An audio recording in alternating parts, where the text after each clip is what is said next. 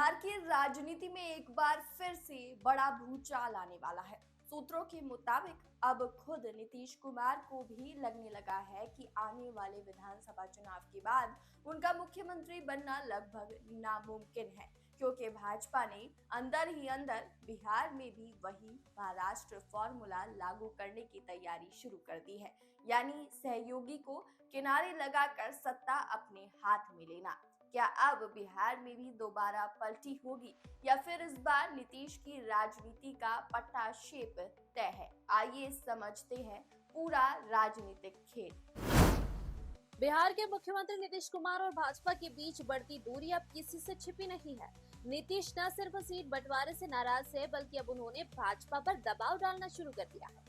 Party उन्हें चुनाव से पहले मुख्यमंत्री पद का चेहरा घोषित करे, लेकिन भाजपा के कई दिग्गज नेता साफ कह चुके हैं कि चुनाव नीतीश के नेतृत्व में लड़ा जाएगा, लेकिन मुख्यमंत्री कौन बनेगा यह नतीजों के बाद तय होगा। यानी मामला अब बिल्कुल महाराष्ट्र की तरह है, जहां भाजपा ने पहले शिवसेना को तोड़कर एकनाथ शिंदे को मुख्यमंत्री बनाया और फिर अजीत पवार को जोड़कर राजनीतिक समीकरण पूरी तरह पलट दिए थे। अब जदयू को डर है कि भाजपा बिहार में भी वही स्क्रिप्ट दोहरा सकती है, और यह डर बेबुनियाद नहीं है। अगर चुनाव के बाद सीटों का गणित नीतीश के खिलाफ गया तो उनकी कुर्सी से विदाई तय है।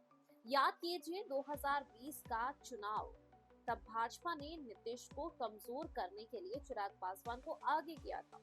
मोदी का अनुमान कहे जाने वाले चिराग ने उस वक्त नीतीश के खिलाफ पूरी ताकत झोंक दी थी, मगर रणनीति नाकाम रही। एलजेपी सिर्फ एक सीट जीत पाई और उसका एकमात्र विधायक बाद में जदयू में चला गया। लेकिन इस बार मामला अलग है। अब चिराग एनडीए में लौट आए हैं और भाजपा और रणनीति का अहम हिस्सा बन चुके हैं। सीट बंटवारे में चिराग को 29 सीटें दी गई है, जबकि भाजपा और जदयू दोनों 101 सीटों पर चुनाव लड़ रहे हैं। मांझी और कुशवाहा को 6 सीटें मिली है।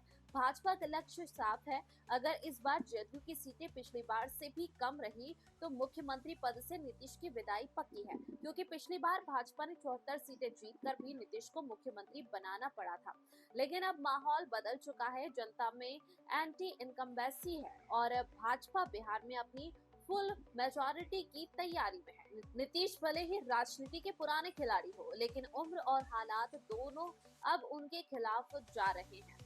अगर उन्होंने एक और पलटी मारी तो शायद यह उनकी आखिरी पलटी साबित होगी, और अगर इस बार मुख्यमंत्री नहीं बने तो उनकी राजनीतिक पारी यही खत्म मानी जाएगी। तो क्या बिहार में भाजपा दोबारा सत्ता में आएगी बिना नीतीश के, या फिर नीतीश एक बार फिर किसी नए गठबंधन से सबको चौंका देंगे?